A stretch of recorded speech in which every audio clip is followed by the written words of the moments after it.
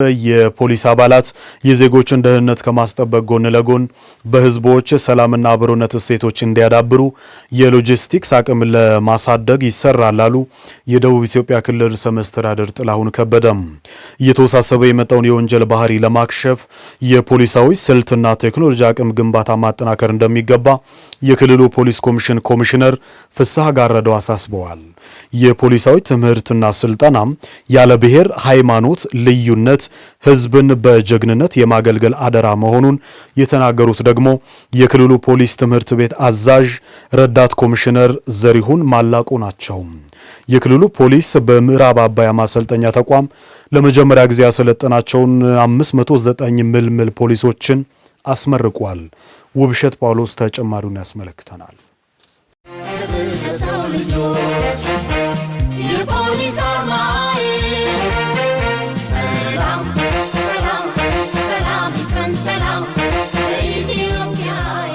የደቡብ ኢትዮጵያ ክልል ፖሊስ ኮሚሽን በምዕራብ አባያ ማሰልጠኛ ተቋም ለመጀመሪያ ጊዜ ያሰለጠናቸው ምልምል ፖሊሶችን ባስመረቀበት መርሃ ግብር ላይ ተገኝተው መልእክታቸውን ያስተላለፉት የክልሉ ርዕሰ መስተዳድር ጥላሁን ከበደ ከህዝብ አብራክ የወጡ ፖሊስ አባላት የአካባቢውን ሰላምና ደህንነትን ከማስጠበቅ ጎን ለጎን ህዝብን በጀግንነት በማገልገል የተጣለባቸውን ኃላፊነት በተጠንቀቅ ሊወጡ እንደሚገባ አሳስበዋል።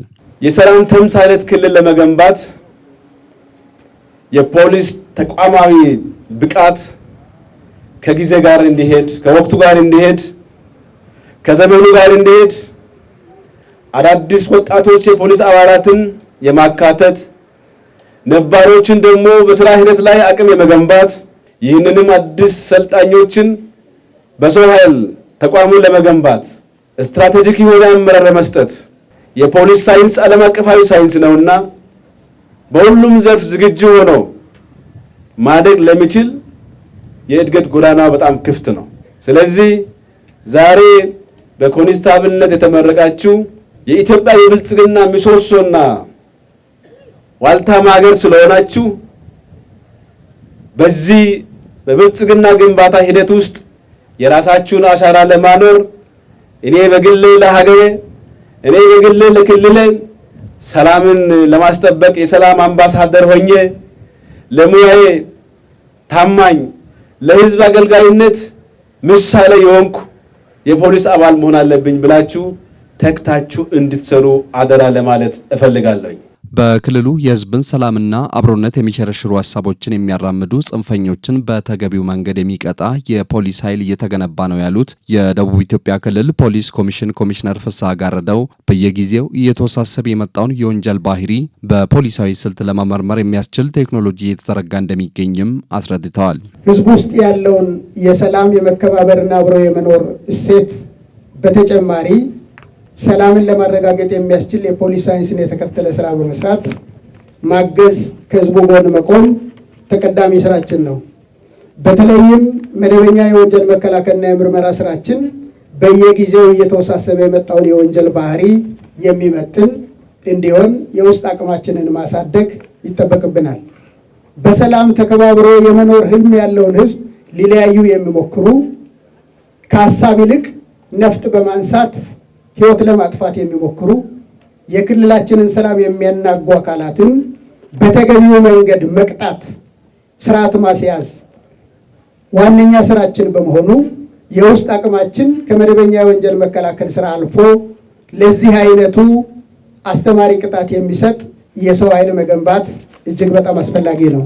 ተመራቂዎች በመሰረታዊ የፖሊስ ስልጠናና በፖሊስ ፋውንዴሽን የቴክኒክ ሙያ ስልጠና የቀሰሙትን እውቀትና ፖሊሳዊ ስልቶችን ሳይዘናጉ ህዝቡን በታማኝነት እንዲያገለግሉ ያሳሰቡት ደግሞ የደቡብ ኢትዮጵያ ክልል ፖሊስ ስልጠና ትምህርት ቤት አዛዥ ረዳት ኮሚሽነር ዘሪሁን ማላቁ ናቸው።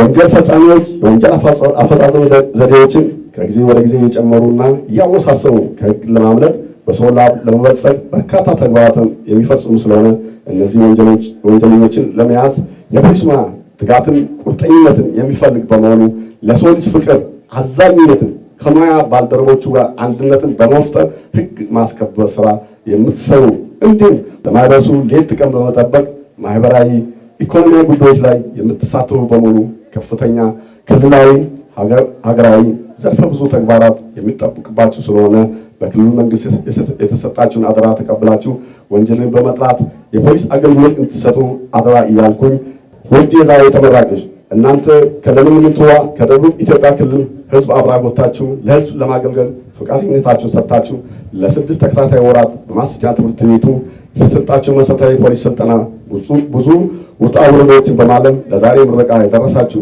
የክልላችን የመጀመሪያ የፖሊስ ተመራቂ በመሆናችሁ በድጋሚ እንኳን ደስ አላችሁ። ከምዕራብ አባያ ማሰልጠኛ ተቋም የተመረቁ ምልምል ፖሊስ አባላትም በክልሉ የመጀመሪያ ምሩቃን መሆናችን እጅግ አስደስቶናል በማለት በቀጣይ በሚኖረን ቆይታ በየትኛውም ስፍራ የሚሰጠን ማንኛውም ግዳጅ በጀግንነት ለመወጣትም ተዘጋጅተናል ባይ ናቸው። እስካሁን ድረስ ያለነው በሰለጠነው በስልጠናችን ያለነው ነገር በጣም ደስ የሚል ነገር ነው።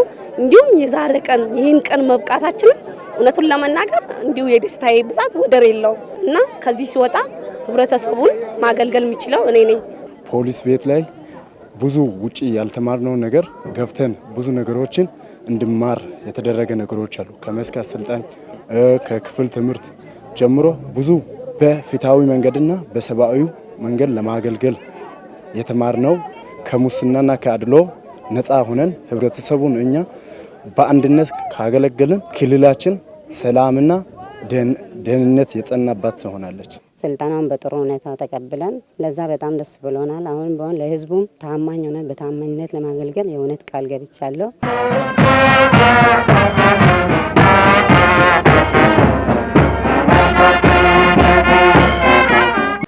በሴፍቲኔትና በካልም ፕሮጀክቶች በሚከናወኑ የግብርና ልማት ስራዎች ላይ የሚስተዋሉ የክትትልና ድጋፍ ስራዎችን በማጠናከር አርሶ አደሩን ተጠቃሚ ለማድረግ በትኩረት ይሰራል ላሉ የወላይታ ዞን ግብርና መምሪያ ኃላፊ ዶክተር አዝማቹ ሶርሳም በወላይታ ዞን ግብርና መምሪያ የ2018 በጀት ዓመት አንደኛ ሩብ እቅድ አፈጻጸም ግምገማና የ2018 በጀት ዓመት የሴፍቲኔትና የካልም ፕሮጀክቶችና አተገባበር ዙሪያ ዞናዊ ምክክር መድረክ ተካሂዷል። በመድረኩ በመኸር ወቅት በተስተዋሉ ችግሮችን ለመቅረፍ በቀጣይ በትኩረት እንዲሰራም ተጠይቋል። ታረቀኝ ተስፋዬ ላዘጋጀው ዘገባ እድገት እስራኤል። የወላይታ ዞን ግብርና መምሪያ የ2018 በጀት ዓመት አንደኛ ሩብ ዓመት እቅድ አፈጻጸም ግምገማ እንዲሁም የሴፍቲኔትና የካልም ፕሮጀክት አተገባበር ዙሪያ ዞናዊ ምክክር መድረክ አካሂደዋል። የመምሪያው ኃላፊ ዶክተር አዝማቹ ሶርሳ መድረኩ በቀጣይ የችግሮች መንስኤ ለመለየትና አቅዶ ለመስራት አቅጣጫ የሚጠቁም ነው ብለዋል። በ2018 የሚከናወኑ ፕሮጀክቶች አሉ። የመስኖ እቅድ አተገባበር ዙሪያ ላይ የውይይት እያደረግን ያለ ነው። ከሱ በተጨማሪ የካፒታል የሴፍቲኔት ካፒታል ፕሮጀክት አፈጻጸም እቅድ መጥቷል። እቅድ አተገባበር ዙሪያ ላይም ውይይት እያደረግን ያለ ነው። ከሱ ጋርም በተያይዞ ካልም ፕሮጀክት አለ። የተለያዩ በማህበራት በኩል ወጣቶችን ተጠቃሚ የሚያደርግ በተለያዩ ተፋሰሶች ላይ ተግባራዊ የሚሆን የካልም ፕሮጀክት አለና የሱን የ2017 አፈጻጸምና የ2018 እቅድ ተግባር ላይ ነው። እዚህ ሁሉ ፈጻሚ አካላት ባሉበት ቦታ ላይ የዞን መዋቅሮች አሉ፣ የወረዳ መዋቅሮች አሉ፣ የከተማ መዋቅሮች አሉ፣ ደጋፊ አመራሮች አሉ፣ ባለሙያዎች አሉ። እነሱ ባሉበት ከዚህ ከአንደኛው ሩብ ዓመት አፈጻጸም መነሻ ተነስተን ቀጣይ ሩብ ዓመት አፈጻጸምን ከፍ ከማድረግ አንጻር የጋራ ውይይት እያደረገ ነው የቆየ ነው እስካሁን ባለው። በመድረኩ በዞኑ ሁሉም ወረዳዎችና ከተማ አስተዳደሮች ባለድርሻ አካላት የተገኙ ሲሆን በቀረበው ሪፖርት መሰረት ዝቅተኛ አፈጻጸም ያስመዘገቡ መዋቅሮች ቀጣይ ተግባራቸውን ማሻሻል እንዳለባቸው አስተያየት ተሰጥተዋል። ከኩሬ ጋር ተያይዞ ያው ማነቆ ሆኖብን ነበር። ወደ 1.3 ሚሊዮን ብር ነው 2 ኩሬ ያሸነፈው ግለሰብ ወደ ሰኔ 25 አካባቢ ለመስራት ፈቃደኛ አልነበረም። እንግዲህ ሰኔ ላይ ጨረታ ማውጣት አይቻልም። እስከ ግንቦት 30 ነው ጨረታ ማውጣት ያለበት። ያንን ውል እንዲያቋረጥ አድርገን እሱ ባሸነፈበት ሌላው እንዲሰራ ሌላውን ጠርተን ቦሎሶ ላይ ጨርሶ የወጣውን ጠርተን እንደገና ውል አስገብተን ውል ለማስገባትም ተቸግረን ወደ አቃቤ ሕግ ወስደን ውክልና ሰጥተን እንዲሰራ አድርገን ነው ምናልባት አንደኛውን ኩሬ እንዲጨርስ ያደረግነው። በጣም ምቹ የሆነ አየር ጸባይ አለ። አርሶ አደሩ ቴክኖሎጂውን ለመቀበል የሚያስቸግር አይደለም። ነገር ግን ከባለሙያ ድጋፍም ጋር ተያይዞ ቅድም ከአመራር አንጻር ያነሳውት ችግር በባለሙያም ደረጃ ከድጋፍ ጋር ተያይዞ ያሉ ማነቆዎች አሉ። እነዚህን ማነቆችን ለመፍታት ከባለሙያዋ ጋር መድረክ ፈጥረን የመግባባት ስራ ጀምረናል። በእያንዳንዱ ከሌማት ትሩፋት አንጻር በንብ መንደር፣ በማር መንደር፣ በወተት መንደር በእያንዳንዱ መንደር ምን አለ የሚለውን የዘርፉን ባለሙያዎችን ሪፖርት እንዲያቀርቡ ከእቅድ ጀምሮ የቱ ጋር ችግር እንዳለ ራሳቸው እያመኑ ወደ ተግባር እንዲገቡ ለማድረግ የጀመርነው ስራ አለ። ውጤትም በዛው እየመጣ ያለበት ሁኔታ አለ። ቀሪው ተግባራትን አሁን ከመስኖ ጀምሮ የሚሰሩ ተግባራትን የታኛውንም ተግባራት በቁርጠኝነት ለመስራት ወረዳው ደግሞ ፖቴንሻል እንዳለ ወረዳ ቅድም ፕሬዘንት ሲደረግም እንደነበረው ለዞኑ ፖቴንሻል ያለ ወረዳ ነው ተብሎ የሚወሰድ እኛም ደግሞ ፖቴንሻል ከማሳማ አንፃር ከሌሎችን ተግባራት አንፃር ፖቴንሻል ያለ ወረዳ ከመሆኑ አንፃር ከኛ የሚወጣውን የሚፈለገውን ተግባር ማለት ኃላፊነት ተወጥተን የተሻለ ነገር ውጤት እናስመዘግባለን የሚለውን ሀሳብ ለመስጠት ነው። በዞኑ የሩብ አፈጻጸም ላይ በግብርናው ዘርፍ የሚስተዋሉ ችግሮች በስፋት የተነሱ ሲሆን በተለይም በሴፍቲኔትና በካልም ፕሮጀክቶች በሚከናወኑ የግብርና ልማት ስራዎች ላይ የክትትልና ድጋፍ ስራን በማጠናከር አርሶ አደሩን ተጠቃሚ ለማድረግ በትኩረት እንደሚሰራ ተገልጿል። ሴፍቲኔት ካፒታል ፕሮጀክትን አፈጻጸም በተመለከተ በዚህ በሴፍቲኔት ዙሪያ ላይ በግራንት አፈጻጸም ላይ የሚቀሩ ነገሮች አሉ። በግራንት አፈጻጸም ላይ የሚቀሩ ነገሮች አሉ። እሷን ማስተካከል አለብን። ከዛ ውጪ በካፒታል ፕሮጀክት አፈጻጸም ላይ ከተወሰኑ መዋቅሮች ውጪ ቅድምም እንደተባለው ከሆብቻና ከአበላባያ መዋቅር ውጪ የሴፍቲኔት ካፒታል አፈጻጸም ጥሩ ፕሮግሬስ ላይ እንዳለ ተመላክተናል። ይሄ በጣም ለሌሎቹ አራያ የሚሆን ነው። ካፒታል በጀት ሁሉ ሲመደብ ትኩረት ተሰጥቶ የተቀመጠው አንዱ ለእንስሳት ሀብት ለክትባት የሚሆን በጀት እንዲያዝ ተብሎ አቅጣጫ ተቀምጦ ነበር። አሁን የዝናብ ሁኔታ ይዋጅቃል። ያው እኛ የእንስሳት ጤናውን ጥንቃቄ ማድረግ ካለብን ለክትባት የሚሆን መድኃኒት ግዢ ፈጽሞ መቆየት፣ መድኃኒት ግዢ ተፈጽሞ ስቶር ላይ ያሳደሩ መዋቅሮች አሉ። በእርሻ ዘርፍም በዘንድሮ መኸር ወቅት የተዘሩ ምርቶች በአብዛኛው ከአርሶ አደሮች ማሳ ካለመነሳታቸው ጋር ተያይዘው ወቅቱን ያልጠበቀ ዝናብ ከጣለ ብክነት እንዳያጋጥም ክትትልና ድጋፍ ስራ ተጠናክሮ መቀጠል እንዳለበት የወላይታ ዞን የመንግስት ረዳት ተጠሪ አቶ መስፍን ቶማስ አሳስበዋል። የደረሱ ሰብሎች አሉ ማሳ ላይ ምርት አሰባሰባችን ከምንም በላይ ትኩረት ማግኘት አለበት። ማሳ ላይ ምርት እየወደመ ነው። ጤፍ እየደረሰ ነው። ሌሎች ሰብሎች እየደረሱ ናቸው። አደንጓሬ እየደረሰ ነው። ምርት እየተበላሸ ነው። ሰው ግን ሲነሳ ዝናብ ይላል፣ አያውቅም፣ ይቀጥላል የሚለውን ትንበያ መንገር ያለብን እኛ ነን። ለማህበረሰባችን አጠቃላይ አመራሩ ነው አድረስ ማድረግ ያለበት። እየተረዳን አይደለንም። ስለዚህ ችግር ውስጥ እንዳንገባ በዘመቻ በተቻለ መጠን በፍጥነት ከዛሬ ጀምሮ ባሉ ቀናት ላይ የደረሱ ሰብሎች ማንሳት አለብን የሚለውን አቋም የጋራ አድርገን ብንወስድ ጥሩ ነው። በሩብ ዓመቱ ዝቅተኛ አፈጻጸም ያስመዘገቡ መዋቅሮች በቀጣይ ድክመታቸውን ለይተው በመስራት አርሶ አደሮችን ተጠቃሚ ለማድረግ በጋራ መስራት እንዳለባቸውም ጥሪ ተላልፈዋል። በስራ ዕድል ፈጠራ ተግባራዊ የተደረገው ሪፎርም በዘርፉ ያለውን አቅም እንዲያድግ ማስቻሉን የስራና ክህሎት ሚኒስትር ሙፈሪያት ካሚል ገለጹ። ሚኒስትር ሙፈሪያት ካሚል እንዳሉት በኢትዮጵያ በስራ ዕድል ፈጠራ ዘርፍ ተግባራዊ የተደረጉ ሪፎርሞች ሀገራዊ የስራ ዕድል ፈጠራ አቅም እንዲያድግ አስችሏል። በዘርፉ የባለድርሻ አካላት ቅንጅት የተጠናከረ መምጣቱን ጠቁመው አዳዲስ እሳቢዎችና አሰራሮች መዘርጋታቸው በስራ ዕድል ፈጠራ መስክ የተሻለ ውጤት እንዲመዘገብ ማስቻሉን ጠቁመዋል። ፍሬህይወት ተስፋዬ የስራና ክህሎት ሚኒስትር ሙፈሪያት ካሚል እንዳሉት በኢትዮጵያ በስራ ዕድል ፈጠራ ዘርፍ ተግባራዊ የተደረጉ ሪፎርሞች አገራዊ የስራ ዕድል ፈጠራ አቅም እንዲያድግ አስችሏል። በዘርፉ የባለድርሻ አካላት ቅንጅት እየተጠናከረ መምጣቱን ጠቁመው አዳዲስ እሳቤዎችና አሰራሮች መዘርጋታቸው በስራ ዕድል ፈጠራ መስክ የተሻለ ውጤት እንዲመዘገብ ማስቻሉንም ጠቅሰዋል። በ2017 በጀት ዓመት በአገር ውስጥ በውጭ ሀገርና በርቀት የስራ ዘርፎች ለ4.9 ሚሊዮን ዜጎች የስራ ዕድል ለመፍጠር አቅደን 96 በመቶ ያህሉን አሳክተናል ብለዋል። በተያዘው በጀት ዓመትም በአገር ውስጥ በውጭ ሀገርና በርቀት የስራ ዘርፎች ከ5 ሚሊዮን በላይ ለሚሆኑ ዜጎች የስራ ዕድል ለመፍጠር ታቅዶ ወደ ስራ መገባቱን አብራርተዋል። እቅዱን በተሟላ መልኩ ለመፈጸም የባለድርሻ አካላትን ርብርብ የሚጠይቅ መሆኑንም ተናግረዋል። አምና ተደምሮ የሀገር ውስጥ የውጭ የርቀት በምንለው ስራ 4.9 ሚሊዮን ለሚሆኑ ዜጎች የስራ እድል ለመፍጠር ነበር ግብ ተጥሎ የነበረው።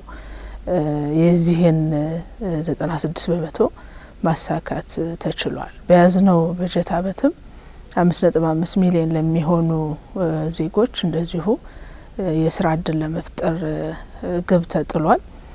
ትልቅ ግብ ነው። ተለጥጦ መስራት የሚጠይቅ ግብ ነው። ባለድርሻ አካላትን ከስካሁኑ በላይ ማቀናጀት የሚጠይቅ ግብ ነው። በተያዘው በጀት ዓመት በስራ እድል ፈጠራ ዘርፍ የተያዘውን እቅድ ተግባራዊ ለማድረግ የሚያስችሉ ስትራቴጂዎችን ስራ ላይ ለማዋል አስፈላጊ ዝግጅት መደረጉንም ገልጸዋል። ዜጎች ወደ ስራ ከመሰማራታቸው በፊት በቂ ክህሎትና እውቀት እንዲጨብጡ ክህሎት መር የስራ እድል ፈጠራ አሰራር በመዘርጋት በርካታ ዜጎች ስልጠና እየወሰዱ እንደሚገኙ ጠቁመዋል።